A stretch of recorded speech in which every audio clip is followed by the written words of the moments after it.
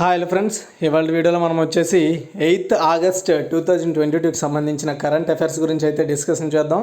ఎవరైతే state and central level government జాబ్స్కి prepare అవుతున్నారో వాళ్ళందరికీ కూడా మన చాలా తరపు నుండి వస్తున్న paper analysis and current affairs additional GK videos చాలా యూస్ఫుల్గా ఉంటాయి. కాబట్టి ప్రతి ఒక్కరు కూడా ఈ వీడియోని లైక్ చేయండి, షేర్ చేయండి. మరిన్ని అప్డేట్స్ కోసం మన ఛానల్ని రెగ్యులర్గా ఫాలో అవుతూ ఉండండి. ఫ్రెండ్స్, ఎవరికైనా సరే మన ఛానల్ తరపు వస్తున్న కరెంట్ అఫైర్స్ పేపర్ అనాలిసిస్ ఎవరికైనా కావాలనుకుంటే మన దగ్గర 2021 జనవరి నుండి 2022 జూలై వరకు ఉన్నాయండి మన దగ్గర.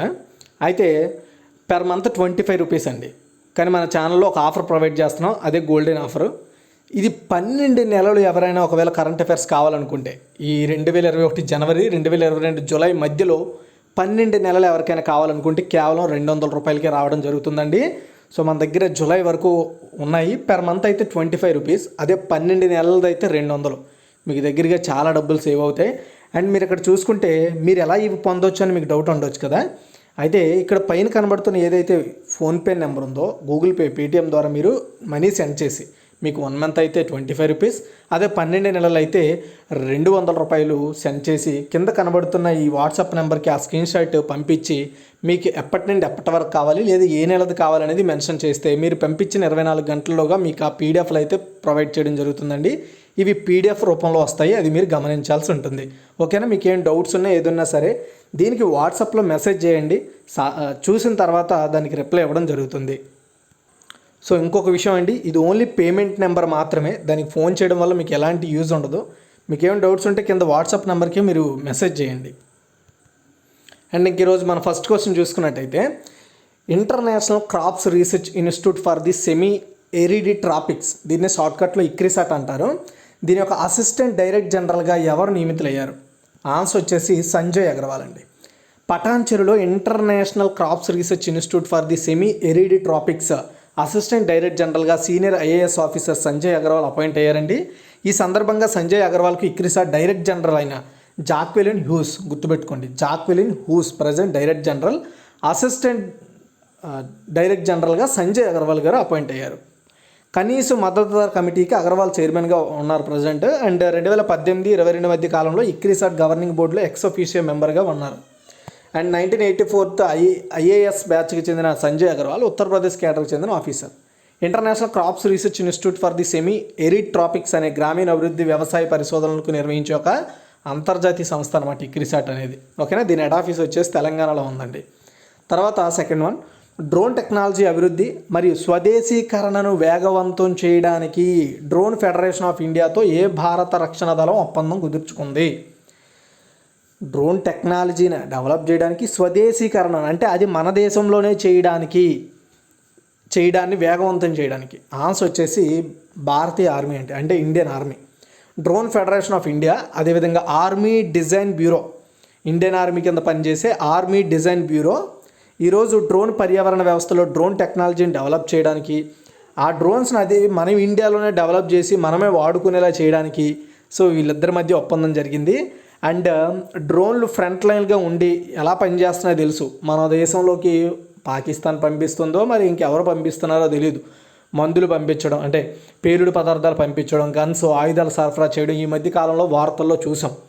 సో అలాంటి వాటిని అడ్డుకట్ట వేయడంతో పాటు మన దేశంలో అలాంటి కార్యకలాపాలు కావచ్చు, ఆయుధాలు మనం ఒక ప్రాంతం నుండి ఇంకొక ప్రాంతానికి పంపించుకోవడం కావచ్చు, ఇలాంటి విషయాల్లో మనకి ఈ పర్టికులర్గా ఈ డ్రోన్స్ చాలా యూజ్ అవుతాయి. కాబట్టి సో ఈ డ్రోన్స్తో మనం పర్టికులర్గా ఈ డ్రోన్ ఫెడరేషన్ ఆఫ్ ఇండియా ఏదైతే ఉందో ఇది మనకి ప్లానింగ్, రీసెర్చ్లు చేయడం, టెస్టింగ్ చేయడం, వాటిని తయారు చేయడం, కౌంటర్ డ్రోన్స్ ఇవ్వడం, వాటి అనుబంధ టెక్నాలజీస్పై మనకి అంటే మన ఇండియన్ ఆర్మీకి సహాయం చేస్తుంది అనమాట ఆ సంస్థ.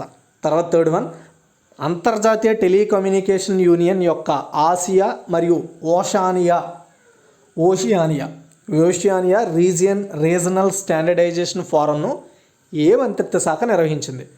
జాగ్రత్త వినండి. అంతర్జాతీయ టెలికమ్యూనికేషన్ యూనియన్ యొక్క ఆసియా మరియు ఓషియానియా రీజనల్ స్టాండర్డైజేషన్ ఫోరంను ఏ మంత్రిత్వ శాఖ నిర్వహించింది అంటే కమ్యూనికేషన్ల మంత్రిత్వ శాఖ అండి.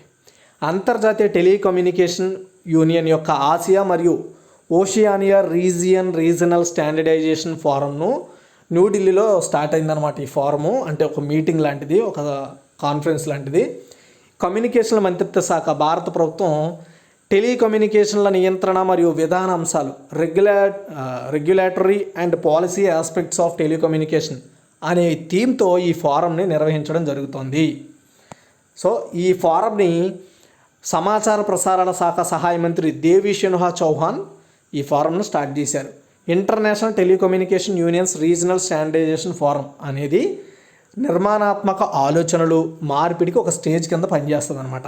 ఇక్కడ టెక్నాలజీ గురించి, ITU ప్రమాణాల గురించి, అంటే so international telecommunication union standards గురించి అండ్ వాటి యొక్క రోల్ గురించి, ఇప్పుడు ప్రజెంట్ డెవలప్ చెందుతున్న డిజిటల్ మార్కెట్, ఫైనాన్షియల్ ఇంక్లూజివ్ గురించి చర్చించుకోవడము, data value chain and digital డెవలప్మెంట్కి సంబంధించిన విషయాలను ఇక్కడ డిస్కస్ చేసుకుంటారు. అవి అంతర్జాతీయ టెలికమ్యూనికేషన్ వ్యవస్థ మీద ఫ్యూచర్లో వీళ్ళు తీసుకునే నిర్ణయాలు కావచ్చు, వీళ్ళ ఆలోచనలు కావచ్చు, వాటి మీద ఎఫెక్ట్ పడతాయి అన్నమాట. ఓకే, తర్వాత 13వ Indian Film Festival of Melbourne 2022లో లీడర్షిప్ ఇన్ సినిమా అవార్డును అందుకోనున్న భారతీయ నటుడు ఎవరు? చాలా ఇంపార్టెంట్. ఆన్సర్ వచ్చేసి అభిషేక్ బచ్చన్, అమితాబ్ బచ్చన్ కొడుకు. అండ్ 13వ Indian Film Festival of Melbourne 2022 mention చేసిన 13 దాన్ని మెన్షన్ చేస్తే 2022 ఏదైనా సరే. దీనికి నటుడు Abhishek Bachchan leadership in cinema అవార్డుతో సత్కరించబడతారనమాట. ఈ ఫెస్టివల్లో Indian Film Festival of Melbourne అనేది ఆగస్టు 12 నుండి 20 వరకు కూడా భౌతికంగా మరియు వాస్తవంగా జరుగుతుందన్నమాట. ఇంతవరకు కూడా మనకి కరోనా వల్ల అది జస్ట్ ఆన్లైన్లో జరిగేది, ఇప్పుడు డైరెక్ట్గా ఆఫ్లైన్లో జరుగుతుంది. ఇది భారతదేశం వెలుపల జరిగే అతిపెద్ద భారతీయ చలనచిత్రోత్సవాల్లో ఒకటి. అండ్ ఆస్ట్రేలియాలోని విక్టోరియన్ ప్రభుత్వంచే మద్దతున్న ఏకైక ఇండియన్ ఫిలిం ఫెస్టివల్ ఇది. ఓకే, తర్వాత 5th వన్, ఏ రాష్ట్రంలో గతిశక్తి విశ్వవిద్యాలయం ఏర్పాటు బిల్లును పార్లమెంటు ఆమోదించింది? పార్లమెంటు ఆమోదించిందని ఎలా అంటామంటే లోక్సభ అదేవిధంగా రాజ్యసభ ఈ రెండు ఆమోదం పొందితే దాన్ని మనము పార్లమెంటు ఆమోదం అని పిలుస్తాం. ఓకే, ఆన్సర్ వచ్చేసి గుజరాత్లో ఏర్పాటు చేయబోతున్నారు. చూడండి, స్వయం ప్రతిపత్తి కలిగిన కేంద్ర సంస్థ అయిన జాతీయ రైలు మరియు రవాణా విశ్వవిద్యాలయాన్ని, అంటే నేషనల్ ట్రైన్ అండ్ ట్రాన్స్పోర్ట్ యూనివర్సిటీగా ఇప్పటి వరకు ఉన్న దాని పేరు మారుస్తూ గతిశక్తి విశ్వవిద్యాలయంగా దాని పేరు మారుస్తూ కేంద్రీయ విశ్వవిద్యాలయాల సవరణ బిల్లు 2022ను ఈరోజు పార్లమెంటు ఆమోదించింది. ఇంతకుముందు దాని యొక్క పేరు ఏంటంటే కేంద్రీయ విశ్వవిద్యాలయాల సవరణ బిల్లు 2022లో మార్పు తీసుకొస్తూ. అంటే ఇందులో చాలా యూనివర్సిటీ ఉండొచ్చు, కానీ పర్టికులర్గా ఇందులో ఈ జాతీయ రైలు మరియు రవాణా విశ్వవిద్యాలయం గురించి మాత్రమే సవరణ చేశారనమాట. ఆ సవరణ చేస్తూ దాని యొక్క పనులేంటి, దాని విధులేంటి అనేది తెలియజేస్తూ ఈ సవరణ చేశారు ఈ బిల్లులో. ఓకే, అయితే గుజరాత్లోని వడోదరాలో ఉన్న national rail and transport university ప్రస్తుతం డీమ్ టు బి సంస్థగా పనిచేస్తుంది. ఈ రంగంలో అంటే ఇది పర్టికులర్గా ఎందుకు దీన్ని గతిశక్తి అని మార్చుతున్నారంటే, గతిశక్తి అంటే ఈ పర్టికులర్గా రైల్వే రంగాల్లో అత్యుత్తమ టెక్నాలజీలు కావచ్చు, అత్యుత్తమ ఆలోచనలు, పరిశోధనలు ఇవన్నింటి చేసి మన ఇండియన్ రైల్వే యొక్క స్థితిగతులను ఇంకా బెటర్ చేయాలనేది ఈ గతిశక్తి యూనివర్సిటీ యొక్క ఉద్దేశం అండి. ఓకేనా? సో దీన్ని రాజ్యసభలో క్లుప్త చర్చ తర్వాత వాయిస్ ఓటుతో ఆమోదించారు. ఆగస్టు 3న లోక్సభలో ఆమోదం పొందితే ఆగస్టు 8వ తారీఖున రాజ్యసభలో ఆమోదం పొంది పూర్తి స్థాయి పార్లమెంట్ ఆమోదం పొందిందన్నమాట.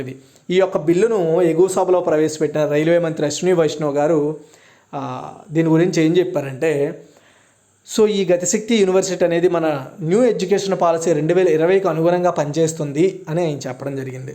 ఓకే, తర్వాత 6th వన్ అండి, 75వ వార్షికోత్సవాన్ని పురస్కరించుకొని ప్రజాతంత్ర దినపత్రిక ఏ రాష్ట్రానికి పురస్కరించుకున్న ప్రజాతంత్ర దినపత్రిక ఏ రాష్ట్రానికి చెందింది? ఆన్సర్ వచ్చేసి ఒడిస్సా అండి. ఒడిస్సా దినపత్రిక ప్రజాతంత్ర దాని పేరు. ఈ పత్రిక పెట్టి 75 సంవత్సరాలు అవుతుందండి. యాక్చువల్గా అంతకంటే ఎక్కువ అవుతుంది, కానీ దీనికి ఒక రీజన్ ఉందో చెప్తాను.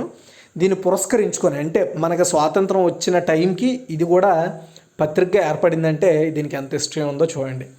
ఈ కార్యక్రమంలో కేంద్ర హోంమంత్రి అమిత్ షా పాల్గొని ఆయన మాట్లాడుతూ ప్రస్తుతం ఒడిస్సా రాష్ట్రం వచ్చేది అంటే మంచి రోజులను అనుభవిస్తోంది ఒడిస్సా అని ఆయన ప్రస్తావిస్తూ, Odisha chapter of Modi @20 dreams meet delivery అనే ఒక పర్టికులర్ పుస్తకాన్ని కూడా ఆయన రిలీజ్ చేయడం జరిగిందండి. ఈ ప్రోగ్రాంను ఆయనే ప్రారంభించారు ఈ 75వ వార్షికోత్సవాన్ని. అయితే ప్రజాతంత్ర అనేది దినపత్రిక ఫ్యూడలిజం, సనాతవాదం అండ్ పిడివాదానికి వ్యతిరేకంగా పోరాటానికి చిహ్నంగా పనిచేస్తుంది. ఇది 1930లో న్యూస్ పేపర్గా స్టార్ట్ అయింది.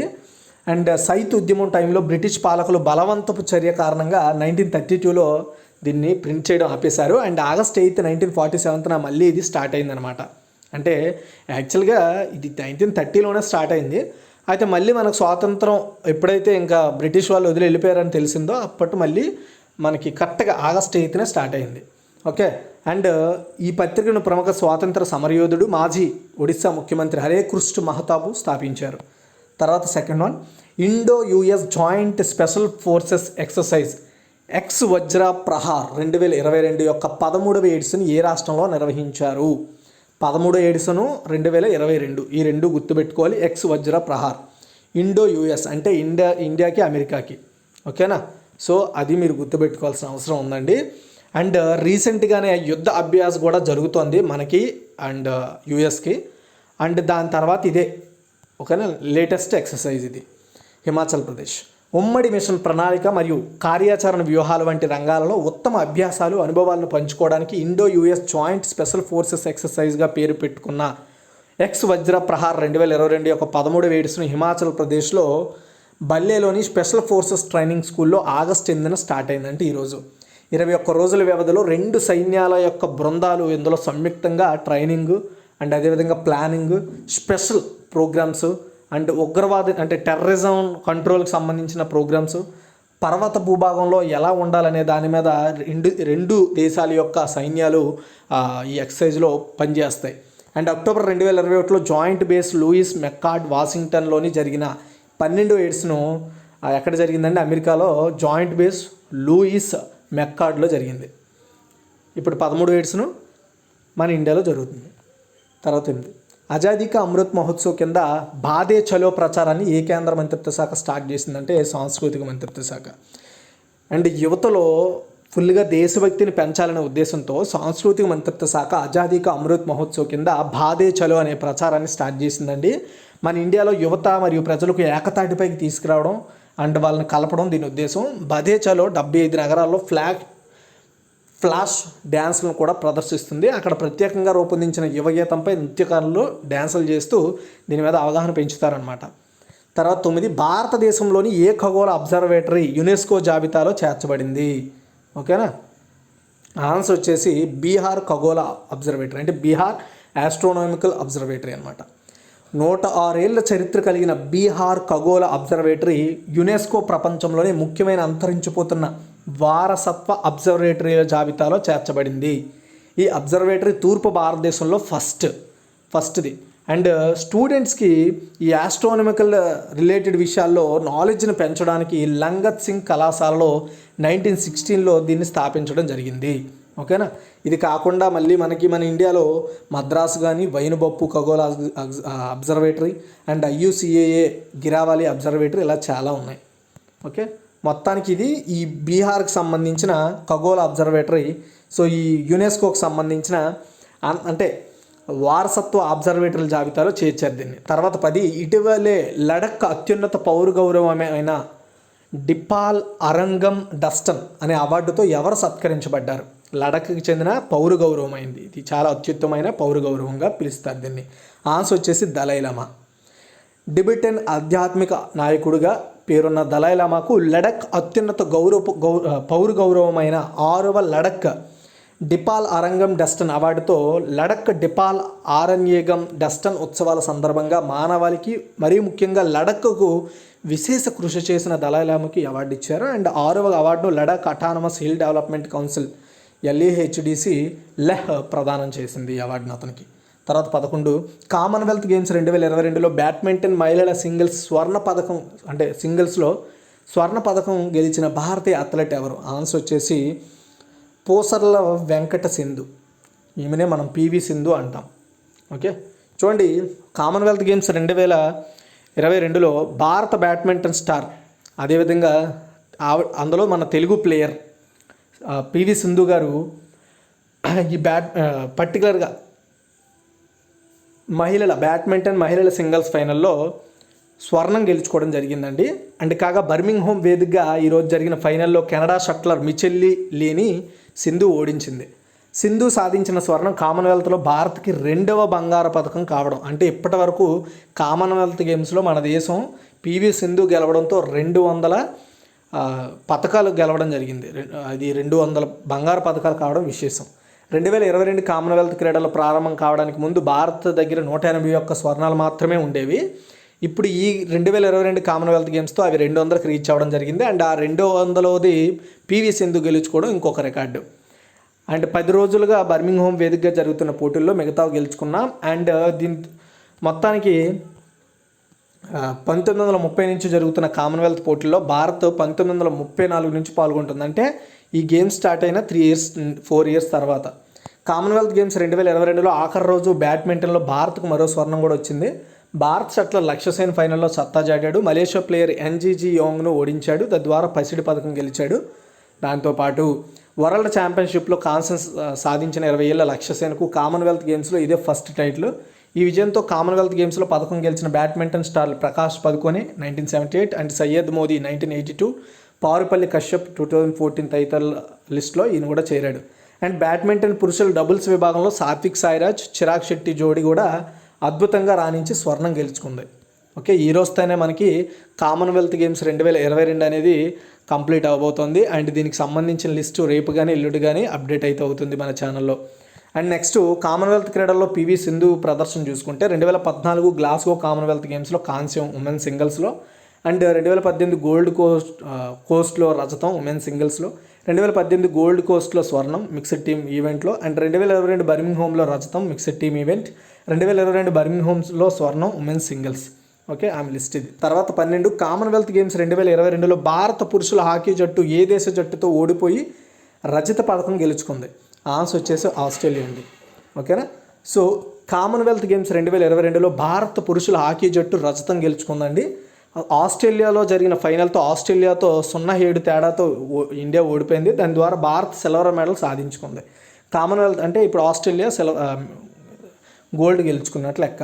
కామన్వెల్త్ గేమ్స్ 2022 ఆఖరి రోజు భారత్ ఖాతాలో 4వ మెడల్ వచ్చి చేరింది. అదే టేబుల్ టెన్నిస్ పురుషుల విభాగంలో ఆచంట శరత్ కమల్ స్వర్ణం గెలుచుకున్నాడు.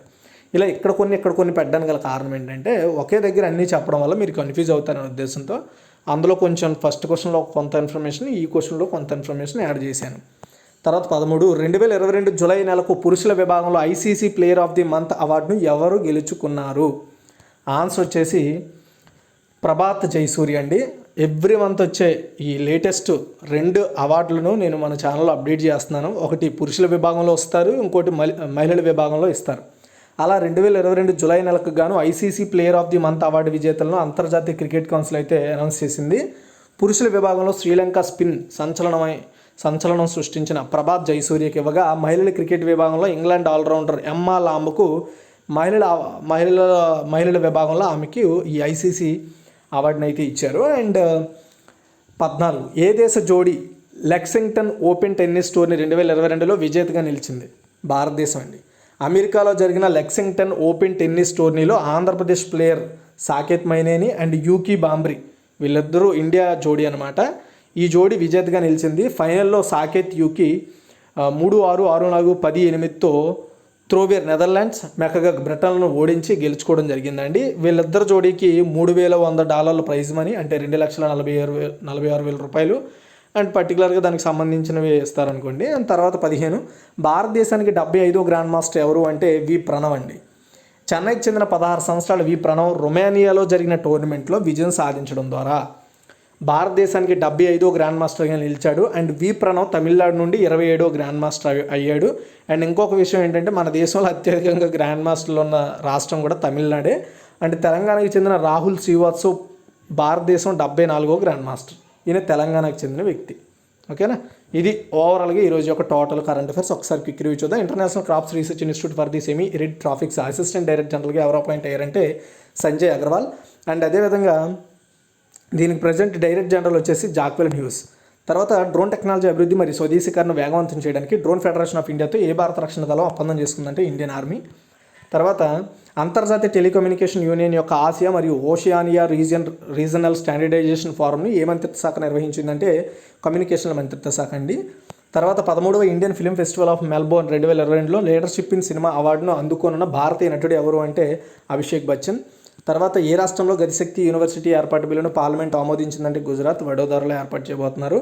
75వ వార్షికోత్సవాన్ని పురస్కరించుకున్న ప్రజాతంత్ర దినపత్రిక ఏ రాష్ట్రానికి చెందిందంటే ఒడిశా. చాలా అండ్ పాపులర్, చాలా పాతది, మన ఇండియాలోనే one of the oldest newspaper. And తర్వాత Indo US joint special forces exercise Ex Vajra Prahar 2022 13వ యొక్క ఎడిషన్ ఏ రాష్ట్రంలో నిర్వహించారంటే హిమాచల్ ప్రదేశ్లో స్టార్ట్ అయింది ఈరోజు. ఆజాదీ కా అమృత్ మహోత్సవ్ కింద బాదే చలో ప్రచారాన్ని ఏ కేంద్ర మంత్రిత్వ శాఖ ప్రారంభించిందంటే సాంస్కృతిక మంత్రిత్వ శాఖ. భారతదేశంలో ఏ ఖగోళ అబ్జర్వేటరీ యునెస్కో జాబితాలో చేర్చబడింది అంటే బీహార్ ఖగోళ అబ్జర్వేటరీ. అండ్ 75 సంవత్సరాలు మనకు స్వాతంత్రం వచ్చి ఆజాదీ కా అమృత్ మహోత్సవాన్ని సెలబ్రేట్ చేసుకుంటున్నాం కాబట్టి చాలా కార్యక్రమాలను సాంస్కృతిక మంత్రిత్వ శాఖ నిర్వహిస్తుంది. వాళ్ళు నిర్వహించిన కార్యక్రమాలు ఏంటో వీలైతే అప్డేట్ అవ్వండి, మన ఛానల్లో చెప్పామన్నీ కూడా. అండ్ ఇటీవల లడఖ్ అత్యున్నత పౌర గౌరవమైన డిపాల్ ఆరంగం డస్టన్ అవార్డుతో ఎవరు సత్కరించబడ్డారంటే దలైలమా. కామన్వెల్త్ గేమ్స్ 2022లో బ్యాడ్మింటన్ మహిళల సింగిల్స్లో స్వర్ణం పథకం గెలిచిన భారతీయ అథ్లెట్ ఎవరు అంటే పూసర్ల వెంకట్ పివి సింధు అంటారు షార్ట్కట్లో. కామన్వెల్త్ గేమ్స్ 2022లో భారత పురుషుల హాకీ జట్టు ఏ దేశ జట్టుతో ఓడిపోయి రజత పథకం గెలుచుకుందంటే ఆస్ట్రేలియా. అండ్ 2022 జూలై 4 పురుషుల విభాగంలో ICC player of the month అవార్డుని ఎవరు గెలుచుకున్నారు అంటే ప్రభాత్ జయసూర్య. తర్వాత ఏ దేశ జోడీ లెక్సింగ్టన్ ఓపెన్ టెన్నిస్ టోర్నీ 2022లో విజేతగా నిలిచిందంటే భారతదేశానికి 75 గ్రాండ్ మాస్టర్ ఎవరు అంటే V Pranav. And thanks for watching. ఈ వీడియో షేర్ చేయండి, లైక్ చేయండి. మరిన్ని అప్డేట్స్ కోసం మన ఛానల్ రెగ్యులర్గా ఫాలో అవుతూ ఉండండి.